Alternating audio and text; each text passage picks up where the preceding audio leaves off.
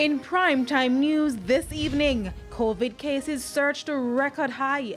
Hi, I'm Shamela Pullen, and we have exclusive access inside the Spanish Town Hospital COVID ward. The waiting area has become a ward, and not just a regular ward, a COVID ward, and a very crowded COVID ward as well, so you can see the dilemma that we face. And governing JLP to target vaccine-hesitant councillors.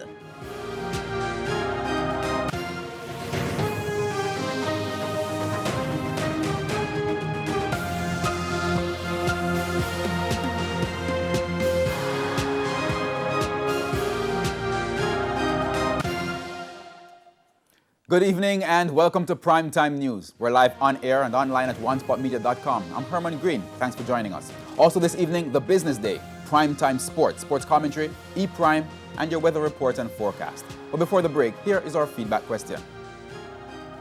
This evening we're asking, how have you been spending your time in lockdown? You can share your comments online, facebook.com/televisionjamaica, or tweet at televisionjam.